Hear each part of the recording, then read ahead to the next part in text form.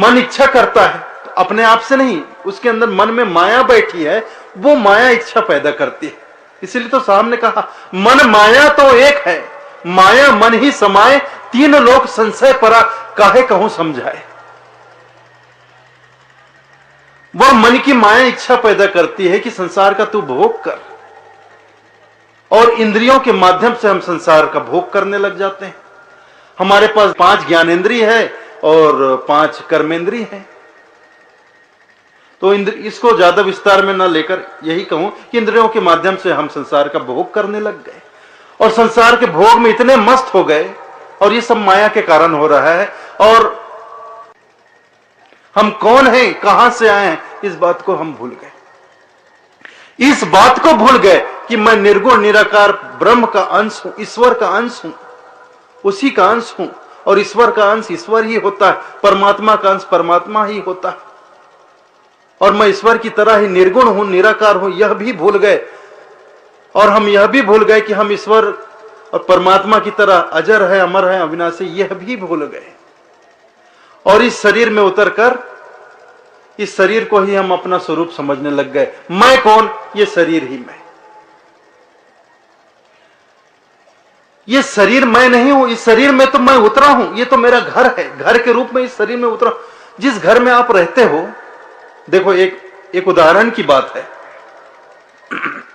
सबका घर है, सबका घर है, किसी न किसी गांव में, शहर में सबका घर है। उस घर को मैं हूं बोलते हो क्या आप?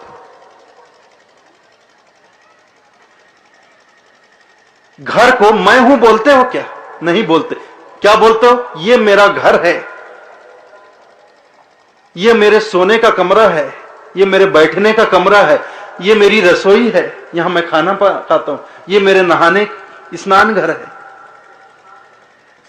घर को ऐसा नहीं कहते कि ये मैं हूं, ऐसा नहीं कहते, ये मेरा घर है बोलते हैं।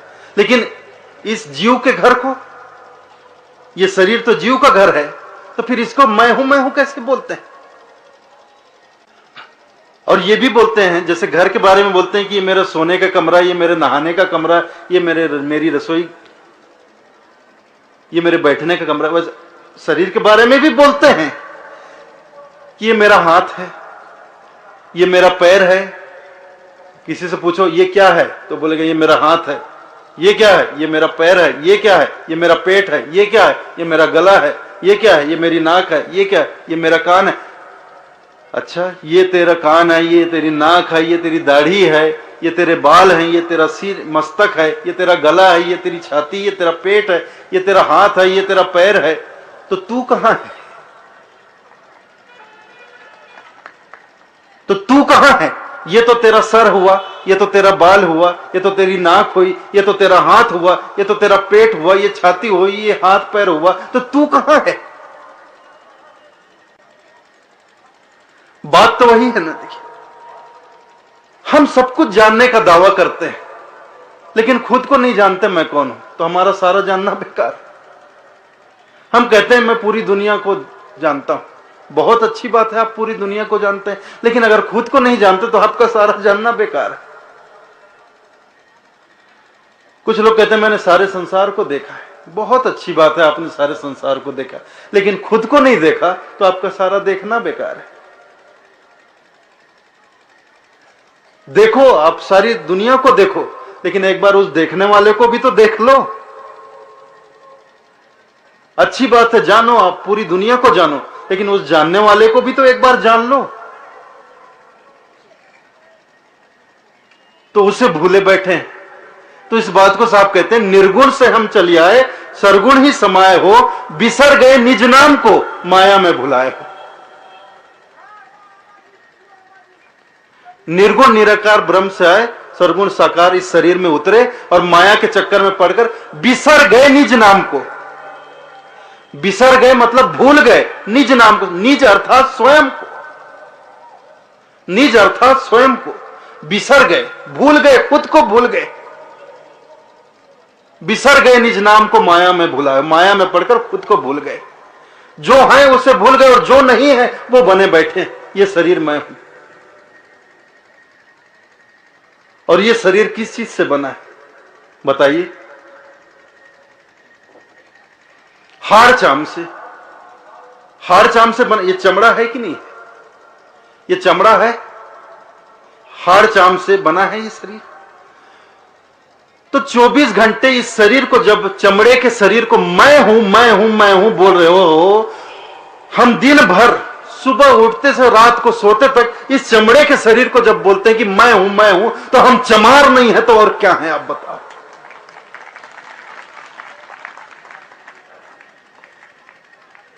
और वास्तव में जो है उसका हमें पता नहीं।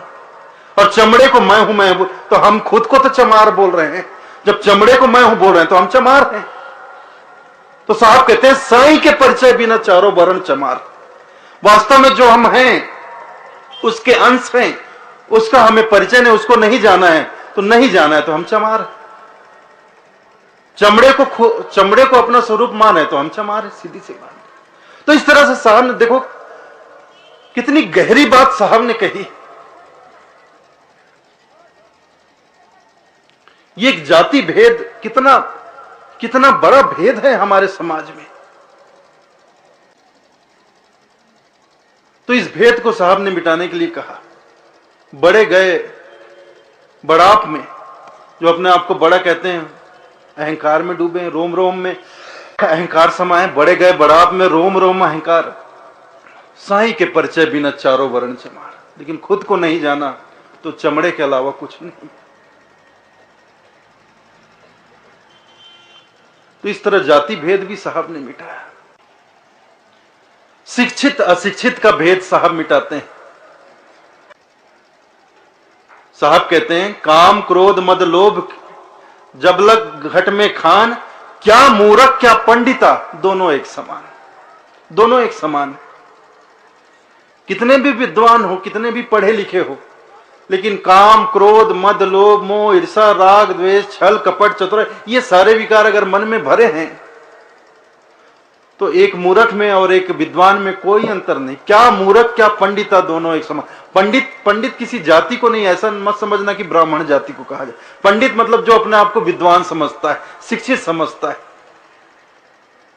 तो एक मूर्ख में और एक विद्वान में कोई अंतर नहीं है अगर उसके हृदय में ये सारे विकार भरे, मन में सारे विकार भरे। तो और इन्हीं तमाम विकारों के कारण ये जो मानव समाज है संसार के अंदर, ये तमाम प्रकार की समस्याओं में पड़ गया है और बहुत बड़ी बड़ी समस्याएं हैं। और इन समस्याओं से इतना त्रस्त हो गया, इतना दुखी हो गया है कि उसका जीना दूभर हो गया है। अब वह यहां से निकलना चाहता है। परदेश में कोई सुखी नहीं रहता है। परदेश में तो केवल भटकना होता है। तो हम अपना घर छोड़कर इस संसार रूपी परदेश में भटक रहे हैं, भूल भुलैये में, और यहां आकर परेशान हो गए। लेकिन ये भूल भुलैया ऐसा है कि हम यहां से जाना चाहते हैं, निकलना चाहते हैं, वापस अपने घर को जाना चाहते हैं, लेकिन निकल नहीं पा रहे। और जितना निकलने का प्रयास करते हैं उतना ही उलझते जा रहे हैं, भटकते जा रहे हैं। ऐसा यह भूल भुलैया है संसार। और जब परदेश में पीड़ा मिलती है, दुख मिलता है, तब घर की याद आती है।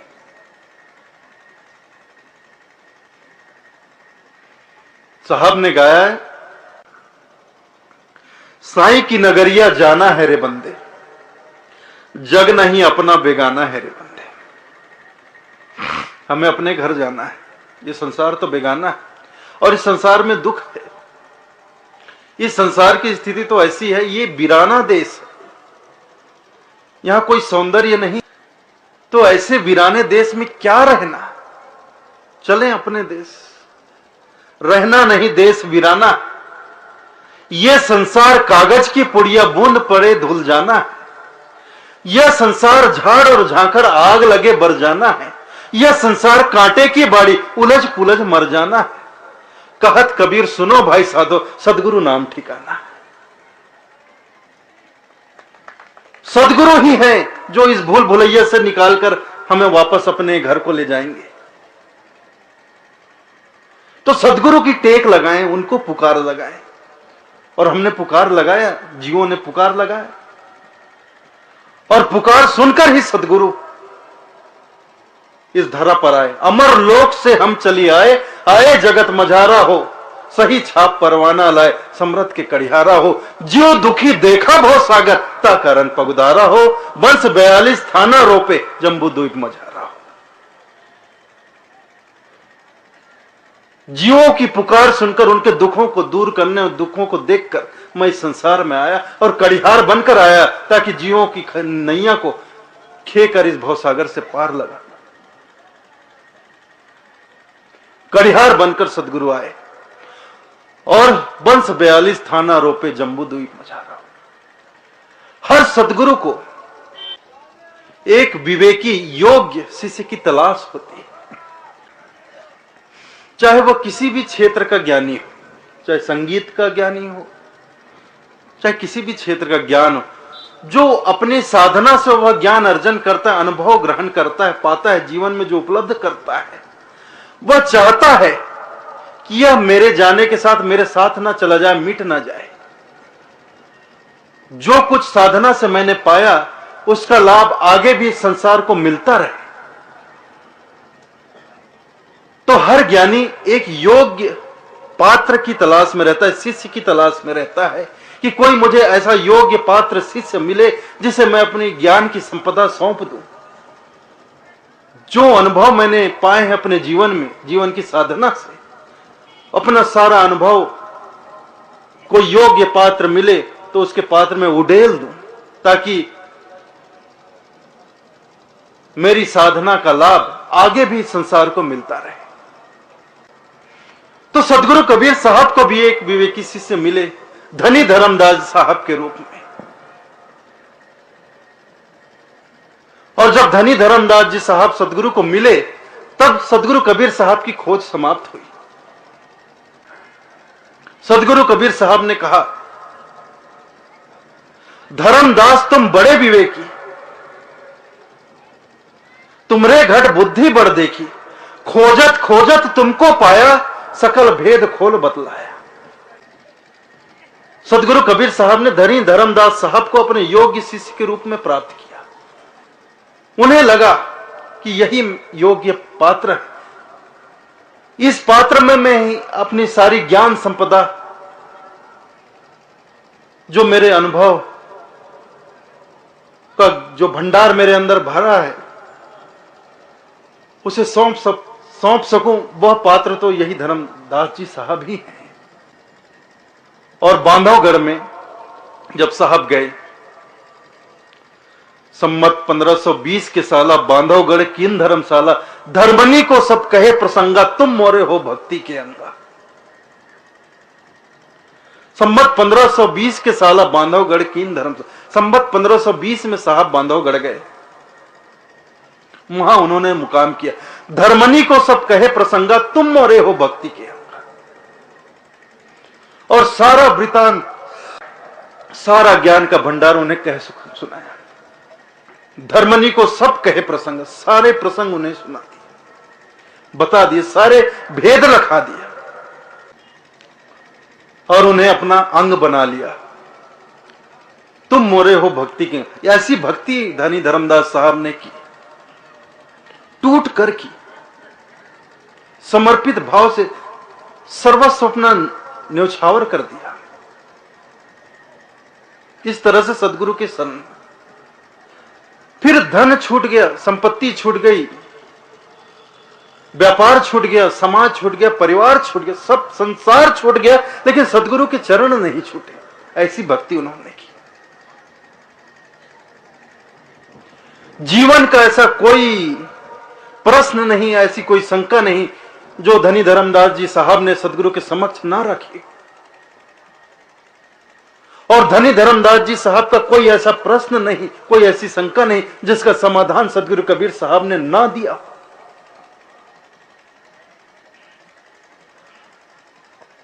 और वर्षों ये गोष्ठी होती रही, संवाद रूप में चलता। और धनी धर्मदास जी साहब के तमाम वचनों को लिपिबद्ध करते गए। वही आज उनके सारे वाणी वचन हमारे पास ग्रंथों साहित्य के रूप में उपलब्ध है, जिन्हें हम पढ़ते हैं। तो तो पात्र मिले धनी धर्मदास जी साहब। और देखो, पात्र, जब तक पात्र ना हो, ये सीधी सी बात है, सीधी से समझने वाली बात है। कितनी भी दूध देने वाली गाय क्यों ना हो, कितने भी दूध देने वाली गाय क्यों ना हो, उसको दूहने वाला ग्वाला ना हो, उसका दूध संसार को नहीं मिल सकता है। हर किसी में ये क्षमता नहीं होती, हर किसी में ये गुण नहीं होता कि वह गाय को दूध सके, उसका दूध निकाल सके।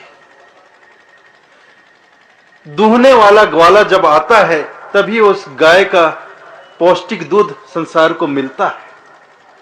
तो सदगुरु कबीर तो ज्ञान का दूध देने वाले गाय थे, लेकिन अब तक उन्हें कोई ग्वाला नहीं मिला था जो उनके ज्ञान को दूह सके। वो ग्वाले के रूप में मिले धनी धर्मदास जी साहब। उन्होंने सदगुरु कबीर साहब के ज्ञान के दूध को दूहा, तब सदगुरु का ज्ञान आपको, हमको, सबको मिल रहा है।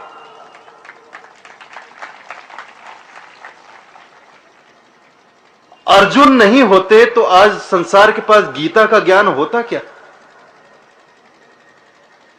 नहीं होता। गीता का ज्ञान संसार को नहीं मिलता।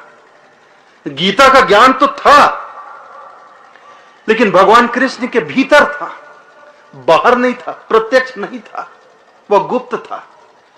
लेकिन अर्जुन रूपी जब पात्र सामने आया तो भगवान कृष्ण ने गीता के ज्ञान को अर्जुन रूपी पात्र में उंडेल दिया। तब वह गीता का ज्ञान आज पूरे संसार को मिल रहा है।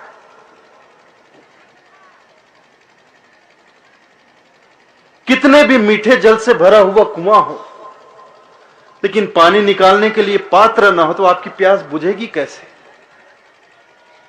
तो वो पात्र बने धनी धर्मदास साहब, वो ग्वाला बने धनी धर्मदास जी साहब, तब वो सदगुरु के ज्ञान रूपी दूध को आप ग्रहण कर पा रहे हैं।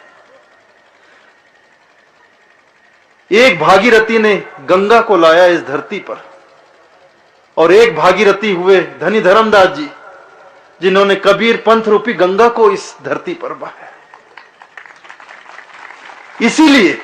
इसीलिए हम बांधवगढ़ को कबीर पंथ की गंगोत्री कहते हैं, क्योंकि सदगुरु के तमाम ज्ञान को बांधवगढ़ के किले में ही धनी धर्मदास जी साहब ने प्राप्त किया, ग्रहण किया। इसीलिए प्रतिवर्ष अगहन पूर्णिमा के दिन, जो दिसंबर में अगहन पूर्णिमा के दिन, हम प्रतिवर्ष बांधवगढ़ दर्शन यात्रा का आयोजन करते हैं।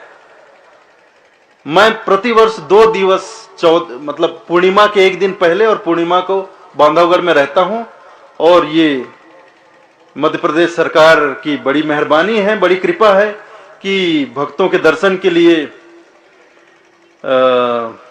बांधवगढ़ किले का द्वार वो निःशुल्क एक दिन के लिए खोलती है, पूर्णिमा के दिन के लिए। तो तमाम भक्त बांधवगढ़ किले का दर्शन, उस स्थल को देखते हैं जहां एक इतनी महान घटना घटी कि एक सदगुरु और एक विवेकी शिष्य के बीच ज्ञान चर्चा हुई, कि एक सदगुरु ने अपना सारा ज्ञान की सारी संपदा एक अपने परम शिष्य को, सुपात्र शिष्य को, विवेकी शिष्य को सौंप दिया। तो वहां अपने ज्ञान संपदा को साहब ने सौंपा। इतने महान स्थल का दर्शन करो तो वहां की अनुभूति ही, आप कभी जाओ वहां देखो आप, तो कोई वो मनोरंजन पिकनिक ठीक है, घूमना फिरना भी हो जाता है, जंगल में मंगल हो जाता है, लेकिन सिर्फ घूमने के लिए कभी जाओ तो घूमने के लिए मत जाओ। उस स्थल पर इतनी महान घटना हुई है, कभी उसको आप चिंतन करो, मनन करो, सोचो कि कैसे यहां साहब वर्षों रहे यहां, मतलब सत्संग हुआ, ज्ञान चर्चा हुई, धनी धर्मदास जी जैसे महान भक्त वहां हुए। तो वहां जाओ तो प्रेरणा लेकर आओ कि जैसे धनी धर्मदास जी साहब, और माता आमीन ने, उनकी पत्नी थी धनी धर्मदास जी साहब की, वो भी कम भक्तिमती नहीं थी। जितनी भक्ति धनी धर्मदास साहब के हृदय में थी साहब के प्रति, उससे कहीं ज्यादा भक्ति आमीन माता के हृदय में थी। दोनों ने सदगुरु की सेवा की, भक्ति की। तब अंत में साहब ने धनी धर्मदास साहब को आशीर्वाद प्रदान किया। कि तुम्हारे आने वाली 42 पीढ़ियां, 42 वंश इस पंथ की सेवा करेंगी, इस पंथ का प्रचार प्रसार करेंगी। अब साहब तो साहब हैं, दयालु हैं, उनकी भाषा तो कुछ और होती है। 4 गुरु संसार में, धर्मदास बड़े अंश, मुक्ति राज उनको दिए अटल 42 वंश। सदगुरु के आने की बात चारों युग में की जाती, चारों युग में उन्होंने परंपरा चलाई। तो किसी को 7 वंश का आशीर्वाद दिया, किसी को 17, किसी को 27, लेकिन धनी धर्मदास जी साहब को 42 वंश का आशीर्वाद दिया। इसलिए धनी धर्मदास जी को कहा जाता है धर्मदास बड़े अंश। 4 गुरु संसार में, सहते जी, गुरु बंके जी और चतुर्भुज जी और धनी धर्मदास जी, लेकिन सबसे ज्यादा वंशों का आशीर्वाद धनी धर्मदास जी साहब को मिला, इसलिए उन्हें बड़ा अंश कहा जाता है। 4 गुरु संसार में, धर्मदास बड़े अंश, मुक्ति राज उनको दिए अटल 42। मुक्ति राज को सदगुरु कबीर, वो मुक्ति के राजा हैं।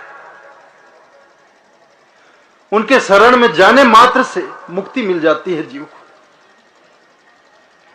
एक भजन आप गाते हो ना, पिया मिले सतज्ञानी, गाते हो ना, उसमें एक लाइन नहीं आया, मुक्ति भरे जहां पानी।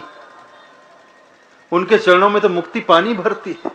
तो उनके शरण में जाने में, एक बार शरणागत हो जाओ, तन मन धन सर्व समर्पित हो जाओ कि साहब सदगुरु मैं तेरा हुआ,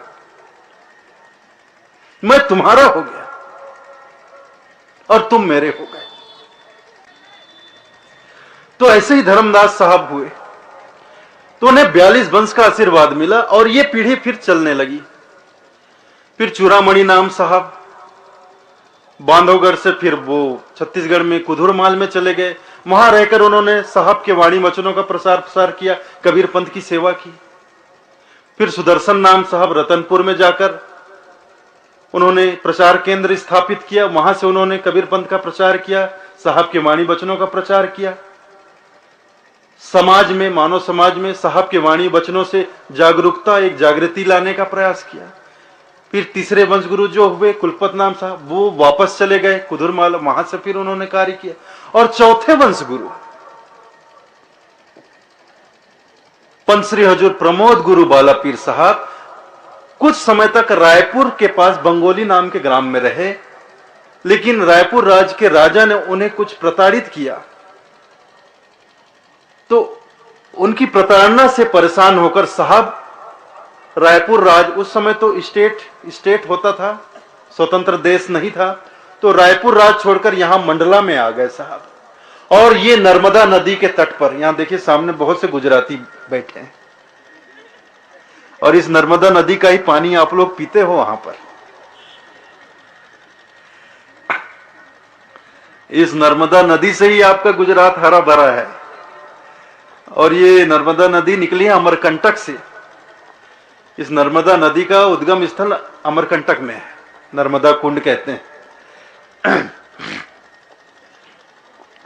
तो इस नर्मदा नदी के तट पर बाला पीर साहब ने प्रचार केंद्र स्थापित किया और यहां रहकर, और कहते हैं, बताते हैं संत लोग, हमने पुराने संतों से सुना है और ऐसा कहा जाता है पुराने, कि इस परंपरा में पंचश्री प्रमोद गुरु बाला पीर नाम साहब सबसे सर्वाधिक, सबसे प्रतापी वंश गुरु हुए।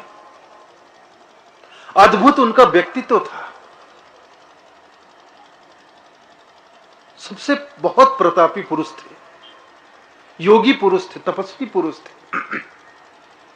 और ये जो हमारा निशान है आप देखते हैं, हमारे कबीर पंथ का जो ध्वज है, झंडा, श्वेत निशान, ये हमारे कबीर पंथ को बाला पीर साहब की ही देन है। उससे पहले ये श्वेत निशान नहीं होता था। बाला पीर साहब ने ही ये सफेद ध्वजा, सफेद श्वेत निशान हमारे कबीर पंथ को प्रदान किया। तब से ये प्रथा चली कि कबीर पंथ का कोई भी मठ, मंदिर, आश्रम हो, वहां पे ये श्वेत निशान लगाया जाता है प्रतीक के तौर पर। ये श्वेत निशान प्रतीक है सादगी का, प्रेम का, सद्भाव का, सदाचार का, सद्भावना का। तो ये बाला पीर साहब की देन है।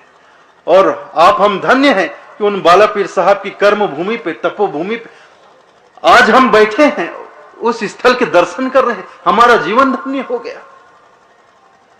आज, कल और परसों 3 दिवस हम यहां रहेंगे। हम उस स्थल के दर्शन करेंगे जहां साहब विराजमान होते थे, जहां उनकी समाधि स्थित है। उसके बाद 5वें गुरुजी जो हुए वो धमधा चले गए, अब छत्तीसगढ़ में। वहां से उन्होंने साहब के वाणी वचनों का प्रचार किया।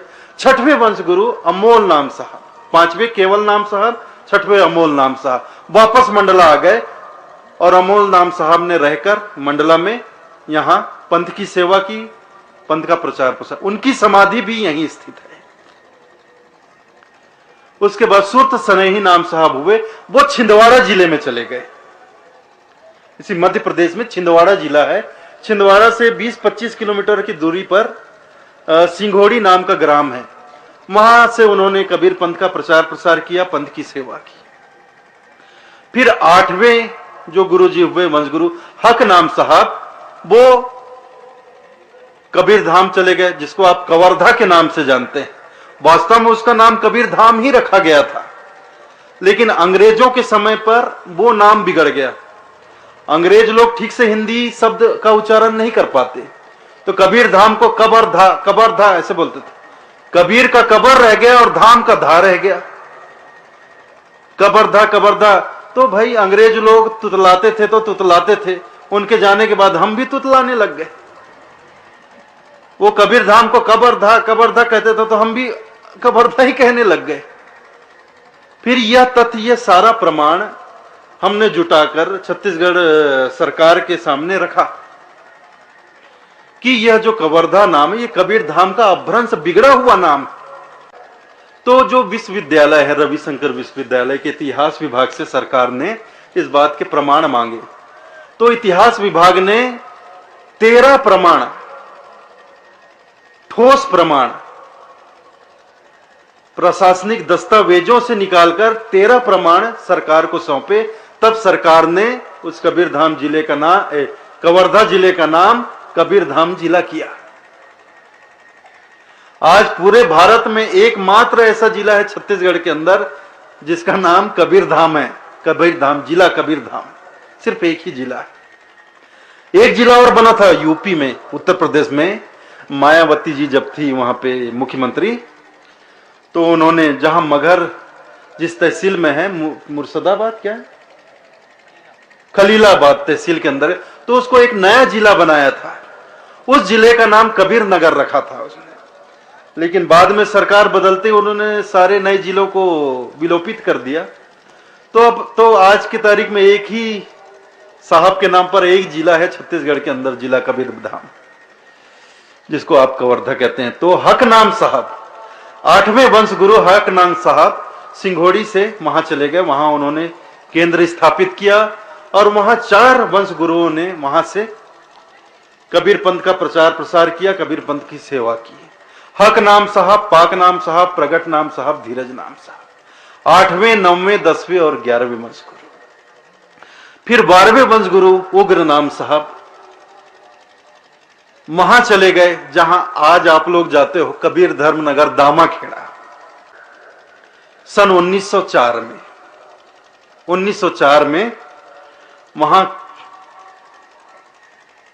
प्रचार केंद्र कबीर आश्रम की स्थापना हुई और तब से लेकर आज तक कबीर धर्मनगर दामाखेड़ा ही विगत 100 वर्षों से कबीर पंथ का मुख्यालय है। वहीं से कबीर पंथ का संचालन होता है, कबीर पंथ का प्रचार और प्रसार होता है। तो वहां रहे 12वें वंश गुरु उग्र नाम साहब, 13वें वंश गुरु दया नाम साहब और 14वें वंश गुरु हमारे जो गुरुदेव हैं परम पूज्य पंचरे हजूर गृंद मुनि नाम साहब। और उनके पश्चात 15वें पीढ़ी के रूप में मैं अभी आपकी सेवा में उपस्थित हूं, हाजिर हूं। ये सब साहब की कृपा है, साहब का आशीर्वाद है, साहब की आज्ञा का पालन हो रहा है।